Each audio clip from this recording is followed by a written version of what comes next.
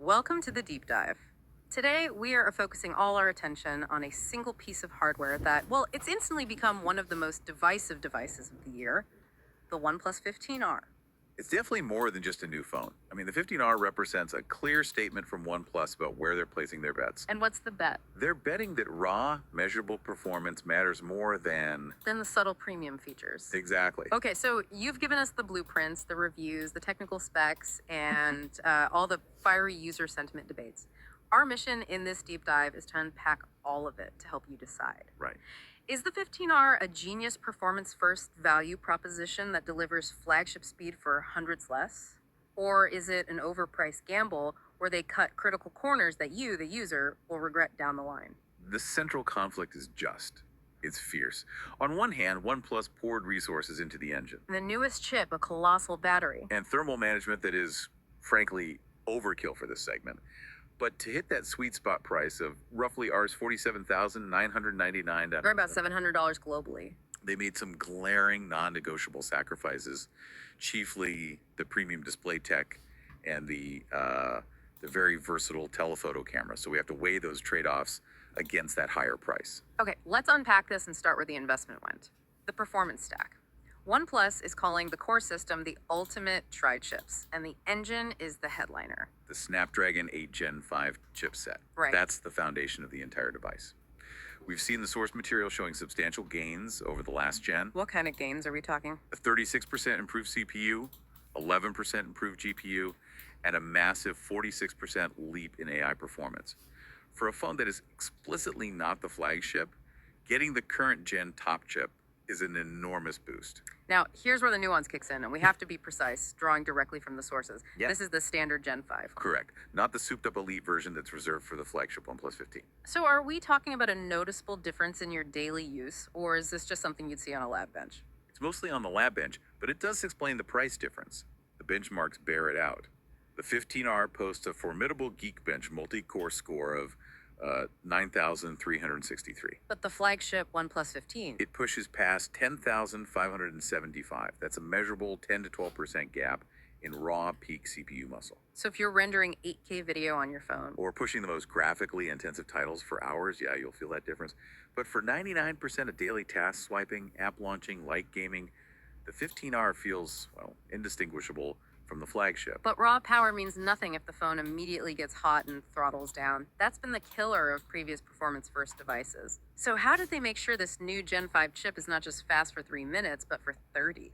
This is where OnePlus made its commitment really visible. They went all out on the thermal solution, naming it the 360-degree cryovelocity cooling system. Okay. And they didn't just add a standard heat pipe. We're talking about two crucial elements. Mm. A massive 5,704 millimeter 3D vapor chamber, which is huge for a phone this size. And what's the second? And then the strategic placement of aerospace-grade aerogel right under the screen.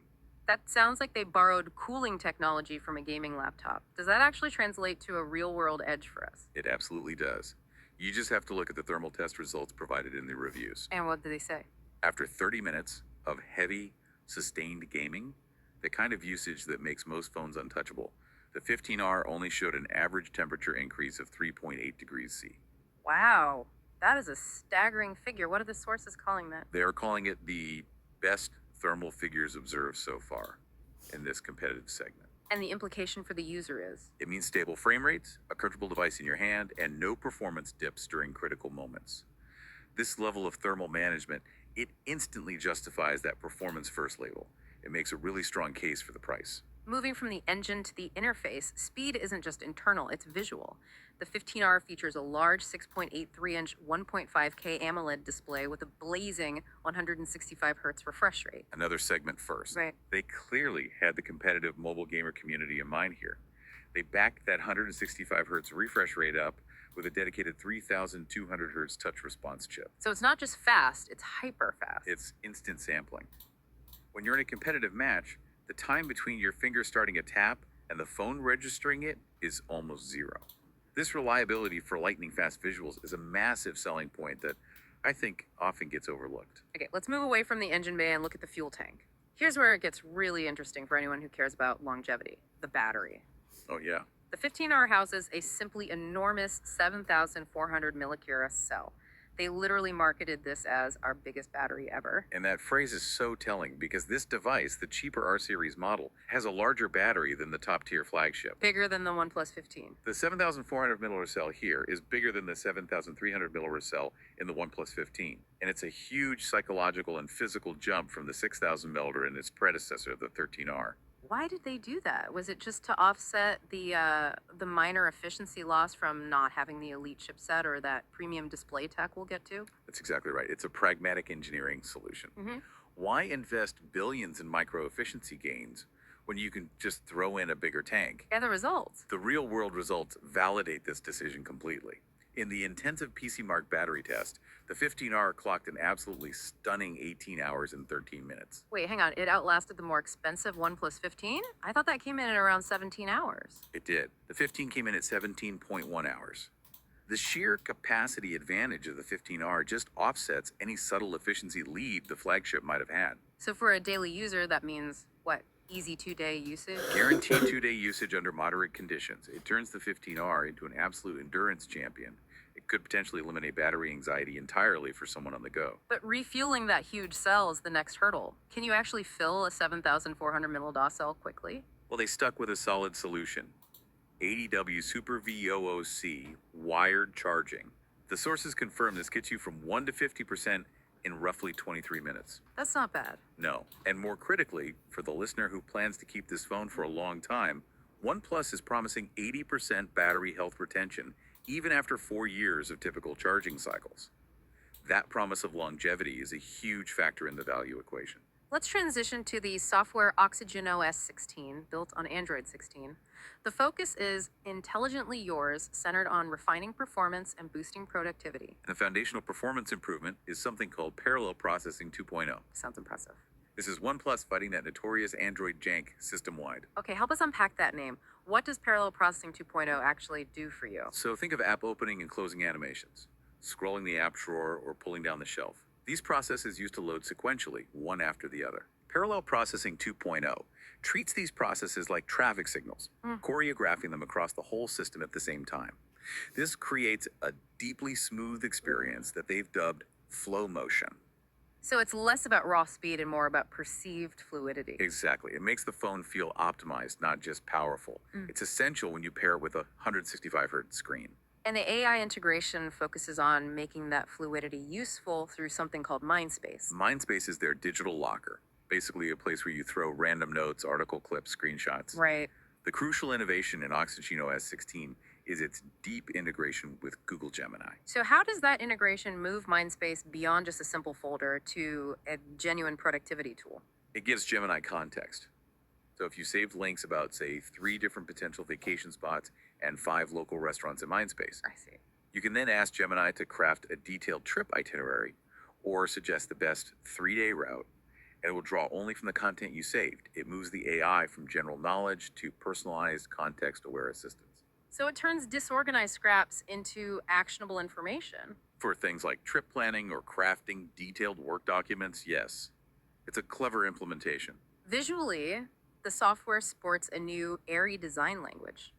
Lots of Gaussian blur and liquid glass effects. And the commitment to longevity is huge. 4 years of OS upgrades and 6 years of security updates. That matches the flagship. It makes the 15R a solid long-term investment. So we have longevity, performance, and endurance. The value stack is incredibly strong on the hardware front. It is. For all this raw, sustained power, there has to be a trade-off, right? Okay, we have to flip the script now and talk about where OnePlus trimmed the fat to hit this price and why some enthusiasts are calling these compromises a deal breaker. And we have to start with the camera conundrum. This is the area of most heated debate in the source materials. What's the biggest shocker in that camera module? It's the highly controversial removal of the telephoto lens. The 13R offered a 50 megapixel optical zoom lens, offering genuine versatility. And the 15R. The 15R has 0 dedicated optical zoom. If you're a photographer who values the ability to zoom in and maintain image quality without digital cropping, this is an instant red flag. I understand the skepticism, but didn't OnePlus try to mitigate this with computational photography? Can the software truly replace the hardware here? They tried incredibly hard, and I'll say in daylight, they nearly succeeded. The 15R uses the excellent 50MP Sony IMX906 main sensor. The same one as the flagship 15. Right, and it's backed by the DTL Max engine. Because that main sensor is so high resolution in tests, the DTL Max engine delivers such strong in-sensor crop performance that the 2x and 3x digital zoom shots often look competitive with. With the old 13R's optical lens. Or even better, the older 13R's telephoto often suffered from some really heavy-handed oversharpening. So the argument is, we replaced an okay telephoto with a brilliant main sensor and smart software. That's a good argument, but every camera setup has a weakest link. And I see a glaring one here that the sources repeatedly call out. You are absolutely right. While the main sensor is flagship gear, the 8MP ultra-wide sensor is... it's terrible. Ouch. It's a tiny 14-inch sensor with fixed focus. At this price point approaching $700, an 8MP ultra-wide is just unacceptable. Its poor low-light performance and noticeable lack of detail limit its utility severely. This component feels like a clear, cynical corner that was cut. That's a huge point of tension. If you want great zoom, look elsewhere. If you want solid, ultra-wide versatility, definitely look elsewhere. Okay, let's move to the second major cut, the display downgrade. The 15R shifts from an LTPO panel to an LTTS panel. This sounds like jargon, so let's break it down. This is a subtle but fundamentally important compromise on efficiency, LTPO. It's the premium display standard because it has a variable hardware backplane. Think of it like a smart dimmer switch. Exactly. When you're looking at a static image, the screen can drop its refresh rate dynamically all the way down to 1 Hz. That capability saves massive amounts of battery life when you're just reading an article. And LTPS, which they used here. LTPS still provides beautiful visual quality. You keep the 1.5K resolution and that blazing 165 Hz max refresh rate. However, it relies on fixed software-based switching between preset modes, say 60 Hz, 90 Hz, or 165 Hz. So it can't do those granular dynamic adjustments. It can't. So while the huge 7,400 milliwatt cell offsets the efficiency loss, it means you're draining more power when necessary every time the screen is on. It's a compromise on premium tech for a cost saving. So what does this all mean? The price is up significantly from the predecessor up to RS 5000 higher, and yet we gained phenomenal performance and amazing battery life, but sacrificed camera versatility and display efficiency. Which forces us back to the final verdict of, well, who is this phone for? Yeah, Who is OnePlus trying to capture with this very specific set of trade-offs? Who is the 15R truly for? It is aimed squarely at the performance-first user. The heavy user, the dedicated mobile gamer, or the person whose priority is raw, sustained speed, and battery life that lasts far longer than any rival. So if your phone is your console, your work hub, And your endurance champion, then the 15R is a phenomenal value package. The combination of the Gen 5 chip, the cryovelocity cooling, and that 7,400 milliwatt battery is unique at this price. Okay, conversely, based on the source material, who should definitely avoid the 15R? Camera enthusiasts, full stop.